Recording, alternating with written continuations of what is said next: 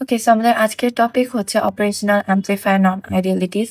So basically আমরা chapter 1-এ শিখেছিলাম যে আমাদের পিন 2 এর যে ভোল্টেজটা ওইটা হচ্ছে পিন 3 সাথে ভোল্টেজ সেম হবে।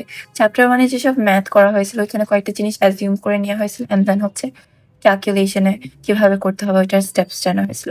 কিন্তু চ্যাপ্টার 3-তে আমরা জানবো যে ইভেন তো আমরা এটা শিখেছি এটা অলওয়েজ ইন রিয়ালিটিতে হয় না, এটা জাস্ট একটা আইডিয়াল কন্ডিশন।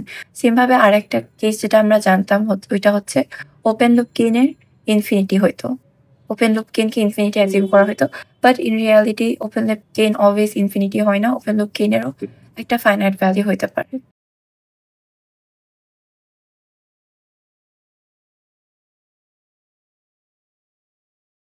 সো এখন একটা নন ইনভার্টিং অ্যাম্প্লিফায়ার আমাদের যে ফর্মুলাটা জানা লাগবে ওইটা হচ্ছে V1 is equal to beta times of V0। এখন V1 কোনটাকে বলা হয়েছে, এখানে যে ভোল্টেজটা ওইটাকে আমরা হচ্ছে V1 বলছি আর এটা হচ্ছে আমাদের V0। সো এই বেটাটাকে বলা হয় ফিডব্যাক ফ্যাক্টর। অ্যান্ড এই বেটার ফর্মুলা হতে পারে যে R1 divided by R1 plus R2, যেটা হচ্ছে আলটিমেটলি আমাদের যে ওকে, অ্যান্ড দেন 1/bটা করলে আমরা পাই হচ্ছে আমাদের close loop gain or ideal gain. So এটা হচ্ছে 1/bটা। সো এই 1/bটা কিভাবে লেখা যায় যে R2 plus R1 divided by R1 and then ultimately আমাদের ফর্মুলা আসে R2 by R1 plus 1, because আমরা হচ্ছে R1 কে ক্যান্সেল করতে পারি। সো এই R2টাই তো বেসিক্যালি আমাদের feedback register. So instead of writing R2 আমরা হচ্ছে RF লিখতে পারি আর এটা RE। সেটা হচ্ছে আমাদের ওল্ড ফর্মুলাটাই, সব ফর্মুলা লাগবে না, যেগুলো লাগবে ওইটা হচ্ছে এই ফর্মুলাটা, এটা বেসিক্যালি জাস্ট ডেরিভেশনের পার্ট, আর ডেরিভেশন আমাদের নাই। সো এই দুইটা ফর্মুলা লাগবে অ্যান্ড দেন এই ফর্মুলাটাও লাগবে না, অ্যান্ড দেন নিচে যেসব gain error and gain fractional gain এররের ফর্মুলাগুলো দেখাবো ওইগুলো লাগবে। সো তারপর এখানে হচ্ছে যে একটা অ্যাকচুয়াল গেইন হয়। সো চ্যাপ্টার 1-এ আমরা জাস্ট গেইন নিয়ে শিখেছিলাম, বাট এখানে আমরা শিখবো যে একটা অ্যাকচুয়াল গেইন হয় আর একটা থাকে আইডিয়াল গেইন। সো এখন অ্যাকচুয়াল গেইনের যে ফর্মুলাটা থাকে ওইটা হচ্ছে A0 divided by 1 plus beta A0। এখন এখানে যে A0টা আছে ওইটা হচ্ছে আবার আরেকটা ওপেন লুপ গেইন, আর এই যে এই বিটা যেটা আছে ওইটার তো ফর্মুলা আমি এখানে দেখাইলাম, এভাবে বের করতে হবে। অ্যান্ড যদি আইডিয়াল গেইনের কথা আমরা চিন্তা করি তখন আইডিয়াল গেইন হবে 1 divided by 1 plus 1 divided by, এটা হচ্ছে আমাদের আইডিয়াল গেইন। সো এখন অ্যাকচুয়াল গেইন কখন হবে, যখন আমাদের অ্যাকচুয়াল গেইন হয় যখন হচ্ছে আমাদের ওপেন লুপ গেইন যেটা ওইটা হচ্ছে একটা ফাইনাইট ভ্যালু থাকে।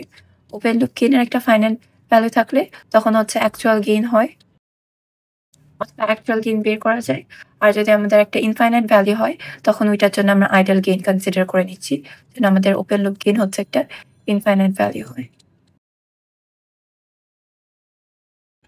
ওকে, সো এখন এই দুইটা ডিফারেন্স দিয়ে আমরা হচ্ছে আবার গেইন এররও বের করতে পারি।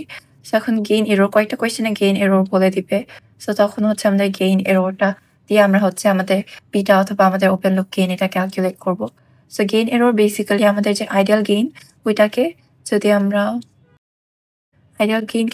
আমাদের অ্যাকচুয়াল গেইন দিয়ে সাবট্রাক্ট করি তাহলে যেটা পাই ওইটাই হচ্ছে গেইন এরর। সো তখন এভাবে সাবট্রাক্ট করার পরে মাইনাস ফাইনালি অ্যান্সার আসবে 1 divided by beta into 1 plus A into beta. আর হচ্ছে এখানে হচ্ছে আমাদের কোনো ডেরিভেশন আসে না এক্সামে, যে কারণে আমি ডেরিভেশন দেখাচ্ছি না। সো বেসিক্যালি এটাকে এটা দিয়ে মাইনাস করলে পর আমরা আলটিমেটলি এইটা পাবো। আমাদেরকে ফার্স্ট ফ্র্যাকশনাল এররও জানতে হবে। সো ফ্র্যাকশনাল গেইন এরর হচ্ছে আমাদেরকে পার্সেন্টেজে দিয়ে দিবে, মোস্টলি আমাদেরকে ফ্র্যাকশনাল গেইন এররই দেয়, গেইন এরর অত বেশি দেয় না। সো এটার ফর্মুলা হচ্ছে 1 divided by beta into A0। Next হচ্ছে ডিসি অফসেট ভোল্টেজ আর ডিসি অফসেট। সো আমরা হচ্ছে একটা offset in non inverting amplifier নিয়ে দেখি। এটা নিয়ে বেশি আসে না, এটা জাস্ট একটা নন আইডিয়ালিটি। সো এটাও শিখে রাখা জাস্ট ফর নোয়িং। এখানে রেজিস্টার দিয়া বা এখানে রেজিস্টার দিয়া আলটিমেটলি এখানে দিয়া বা এখানে দিয়া সেমই, সো এক জায়গায় দিলাম। সো এখানে যখন আমরা জানি যে ইন আইডিয়াল কেসে আমাদের পিন 2 এর যে ভোল্টেজটা আর পিন 3 এর ভোল্টেজ ওই দুটা হচ্ছে সমান, বাট ইন রিয়ালিটিতে তো সমান না। ইন রিয়ালিটিতে যখন ফ্যাব্রিকেশন করা হয় আর যখন ম্যানুফ্যাকচার করা হয় তখন হচ্ছে এই দুইটা সেম থাকে না, যে কারণে আমরা হচ্ছে অ্যাজিউম করে নিতে পারি যে এখানে হচ্ছে আমাদের আরেকটা সোর্স আছে যেটা হচ্ছে যে অফসেট, যে ভোল্টেজটা হচ্ছে যে সেম না। তারপরে হচ্ছে এখানে আমাদের Vin। ওকে, সো আমাদের যে পিন 2 আর পিন 3 এর মধ্যে যে অ্যাকচুয়াল ভোল্টেজ ডিফারেন্সটা থাকে because of manufacturing or other staff, ওইটা অলমোস্ট লাইক আমরা ইমাজিন করে নিতে পারি যে এই VOSটা হচ্ছে ভোল্টেজ অফসেট ভোল্টেজটার মতো। সো তাহলে আমাদের V আউটের ফর্মুলাটা কি হবে? এটা হবে সেম আপকের মতো পুরাটা। এটা যদি আমাদের RF আর এটা হচ্ছে আমাদের Rin। আর যেহেতু এখানে একটা অফসেট ভোল্টেজ আছে সো এটাও কাউন্ট করে নিতে হবে। এক্সামে এই টপিক নিয়ে বেশি ম্যাথ আসে না। Finite bandwidth. সো ব্যান্ডউইথ কি? ব্যান্ডউইথ হচ্ছে একটা রেঞ্জ অফ ফ্রিকোয়েন্সি, যে ফ্রিকোয়েন্সির মধ্যে হচ্ছে আমাদের অপ অ্যাম্প হচ্ছে সবচেয়ে বেশি ভালোভাবে ওয়ার্ক করবে। সো আমরা যখন আগে যখন আইডিয়াল কেসের জন্য আমরা অ্যাজিউম করলে আমরা অলমোস্ট অ্যাজিউম করে নিতাম যে আমাদের অপ অ্যাম্প হচ্ছে সব ফ্রিকোয়েন্সির জন্যই ওয়ার্ক করবে, বাট এটা অ্যাকচুয়ালি ট্রু না। অপ অ্যাম্পের একটা সার্টেন লিমিট অফ ফ্রিকোয়েন্সি হয় যার পরে এটা আর ওয়ার্ক করে না। সেটাই হচ্ছে ফাইনাইট ব্যান্ডউইথ। এটার কোনো ইনফিনিট ব্যান্ডউইথ না, বিকজ এটার একটা পার্টিকুলার ব্যান্ডউইথ আছে যেটা হচ্ছে ইন রিয়েল লাইফে থাকে। সো বেসিক্যালি এটা হয় বিকজ আমাদের অপারেশনাল যে অ্যাম্পলিফায়ারটা হয়, আমাদের যে অপ অ্যাম্পটা থাকে ওর মধ্যে op amp is made up of 1 capacitor and then 11 resistor আর তারপর হচ্ছে 27 ট্রানজিস্টর। এগুলো জানা লাগবে না, এগুলো জাস্ট এটা জানার জন্য যে আমাদের হচ্ছে বেসিক্যালি একটা ক্যাপাসিটার আছে। এই একটা ক্যাপাসিটারের জন্য হচ্ছে আমাদের আস্তে আস্তে হাই ফ্রিকোয়েন্সিতে অপারেশনাল অ্যাম্পলিফায়ারের বিহেভিয়ারটা আস্তে আস্তে ডিগ্রেড করতে থাকে, পারফরমেন্সটা আস্তে আস্তে ডিগ্রেড করতে থাকে, যে কারণে হচ্ছে সব ফ্রিকোয়েন্সিতে অ্যাকচুয়ালি পারফেক্টলি ওয়ার্ক করতে পারে না হবে। সো এটাকে বলে ফাইনাইট ব্যান্ডউইথ। সো এটা যদি ফ্রিকোয়েন্সি রেসপন্স দেখি আমরা, সো এভাবে করে গেইন যখন কনস্ট্যান্ট থাকে, এটা সাপোজ আমাদের open loop gain. So gain যখন কনস্ট্যান্ট থাকে, তার গেইন কনস্ট্যান্ট থাকা মানে হচ্ছে আমাদের অপারেশনাল অ্যাম্পলিফায়ার ওয়ার্ক করছে মোস্টলি। অ্যান্ড দেন ফ্রিকোয়েন্সি যখন বাড়তে বাড়তে একটা স্টেজে আসে যায় যখন আমাদের গেইন আস্তে আস্তে এভাবে কমতে থাকে, দেন ওইটাকে তার মানে হচ্ছে যে এরপরে যেসব ফ্রিকোয়েন্সি আছে, এই পার্টিকুলার ফ্রিকোয়েন্সির পরে যেসব ফ্রিকোয়েন্সি আছে ওইগুলো হচ্ছে পারফেক্টলি ওয়ার্ক করে না, ওইসব ফ্রিকোয়েন্সি আমাদের অপারেশনাল অ্যাম্পলিফায়ারটা। সো এই ফ্রিকোয়েন্সিটাকে বলা হয় কাট অফ ফ্রিকোয়েন্সি, যার পরে হচ্ছে যে আর ভালোভাবে ওয়ার্ক করতে পারে না, কাট অফ ফ্রিকোয়েন্সি। সো এটা ছিল আমাদের গেইন। এই যে এ নট দেখে বোঝা যাচ্ছে যে এটা ওপেন লুপের গেইন কনসিডার করলে। এখন আমরা যদি ওপেন লুপের গেইন আর ক্লোজ লুপের গেইন কম্পেয়ার করতে চাই, তাহলে যদি আমাদের ওপেন লুপের জন্য হয় দেন এইভাবে করে এই ফ্রিকোয়েন্সি পর্যন্ত ওয়ার্ক করছে, দেন আস্তে আস্তে ডিগ্রেড করছে। আর তাহলে ক্লোজ লুপ হচ্ছে এখানে শুরু হবে।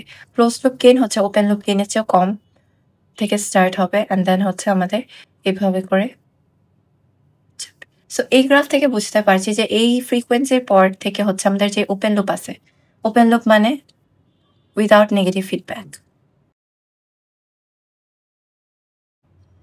সো বেসিক্যালি ওপেন লুপ, এখান থেকে আমরা দেখতে পাচ্ছি যে ওপেন লুপে যেখান পর্যন্ত আমাদের ব্যান্ডউইথ আর যেখান পর্যন্ত আমাদের কাট অফ ফ্রিকোয়েন্সি আছে তার চেয়েও আমাদের ক্লোজ লুপের জন্য আরও পরে হচ্ছে কাট অফ ফ্রিকোয়েন্সি রিচ করে।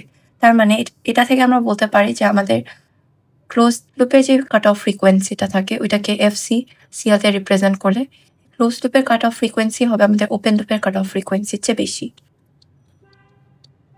এখান থেকে দেখা যায় যে এটা হচ্ছে আমাদের উইদাউট নেগেটিভ ফিডব্যাক, তার মানে হচ্ছে এটা আমাদের ওপেন লুপ আর এটা হচ্ছে উইথ নেগেটিভ ফিডব্যাক। দেন এটা হচ্ছে কাট off frequency for open loop, এটা হচ্ছে কাট off frequency for closed loop. So এই দুইটার মধ্যে একটা রিলেশনশিপের সাথে, এই দুইটার সাথে একটা ফর্মুলা আছে যেটা হচ্ছে ওপেন লুপ আর ক্লোজ লুপকে অ্যাকচুয়ালি রিলেট করে। ওই ফর্মুলাটা হচ্ছে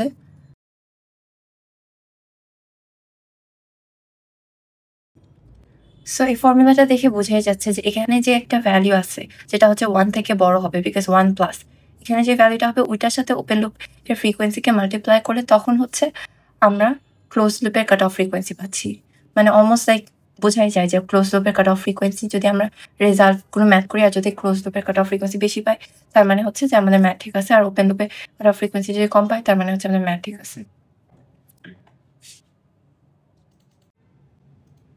Okay, so our question is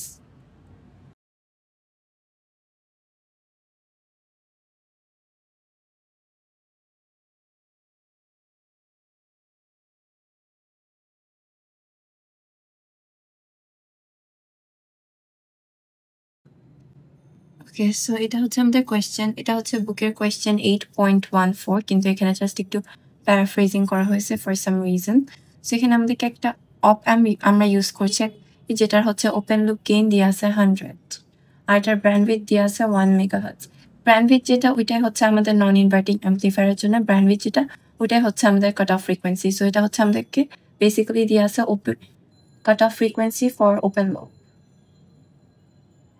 আর তাছাড়া আমাদেরকে দিয়ে বলেছে যে find out the resulting bandwidth and time constant যদি সার্কিটটা হচ্ছে ক্লোজ লুপ গেইনের জন্য ডিজাইন করা হতো আর ক্লোজ লুপ গেইনও দিয়ে দিয়েছে আমাদেরকে 16 সো এখন আমাদেরকে টাইম কনস্ট্যান্ট বের করার জন্য বেসিক্যালি আমাদের যে ক্লোজ 1 ডিভাইডেড বাই ফ্রিকোয়েন্সি না টাইম কনস্ট্যান্টের এটা তো আমরা জানি কিন্তু আমাদের যেহেতু ক্লোজ লুপের জন্য বের করতে হবে তাহলে এখানে হচ্ছে কাট off frequency of close loop হবে সো ফার্স্ট আমাদের কাট off frequency of close loop বের করতে হবে so cutoff frequency of closed loop ছিল cutoff frequency of open loop into 1 plus beta a naught a naught আমাদেরকে এখানেই দিয়ে আছে আর এখন আমাদেরকে বিটা বের করতে হবে সো আমরা একটা ফর্মুলা জানি যে আমাদের ক্লোজ লুপ গেইন যেটা ওইটা হচ্ছে 1 ডিভাইডেড বাই বিটা সো এটা যেহেতু একটা নন ইনভার্টিং অ্যাম্পলিফায়ার সেখানে আমরা এটাও বলতে পারি এটা equal to 1 plus R F by R in even তো এটা আমাদের লাগছে না বাট এটা ফর্মুলার মধ্যে বলা যায় যে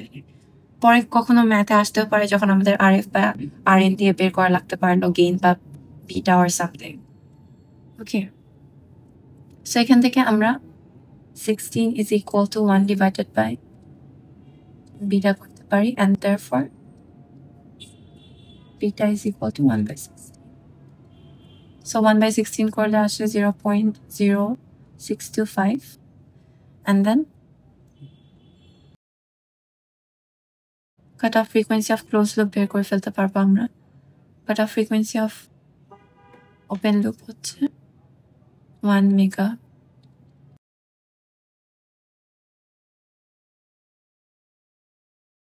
and then calculate করলে final answer আসে 7.25 megahertz so এখানে আমাদের cut off frequency of closed loop answer হচ্ছে cut off frequency of open loop যেটা দিয়েছিল হচ্ছে বেশি আসলো which means আমাদের answer is correct now এখন just আমরা time constant বের করব